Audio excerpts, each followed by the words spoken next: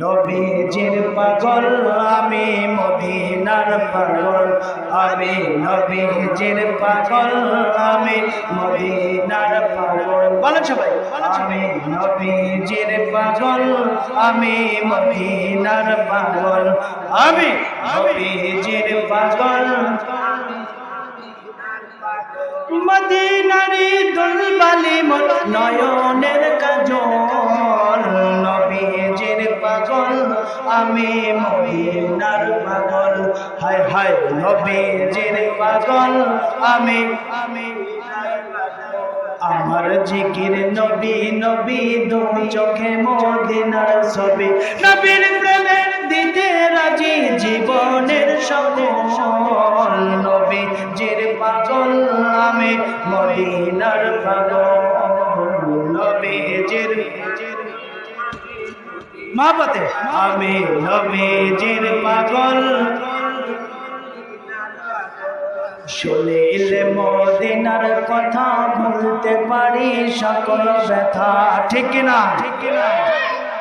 শুনিলে মদিনার কথা বলতে পারি সকল ব্যথা বুকের মধ্যে ভেসে ওঠে আনন্দের ঢল নবীজির পাগল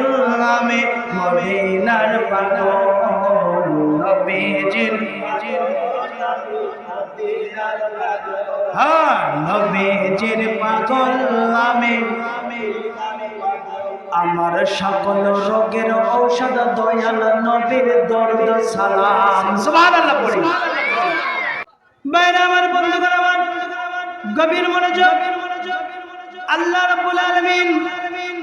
নবী মুহাম্মদুর রাসূলুল্লাহ সাল্লাল্লাহু আলাইহি সাল্লাম যখন এই দুনিয়ার ধরাধামে আসে তখন মাত্র বয়স ছিল তার মাত্র 6 বছর কয় বছর 6 বছর নবীজির দাদা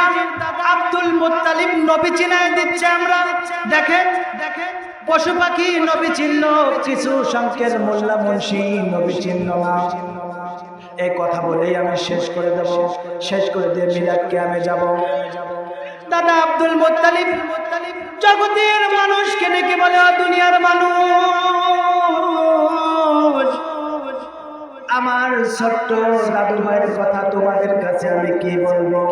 আমার মাঝে মাঝে উঠ হারাইয়া যাইতো মাঝে মাঝে উঠ হারাইয়া যাইতো আমার ছেলে সন্তানদের জন্য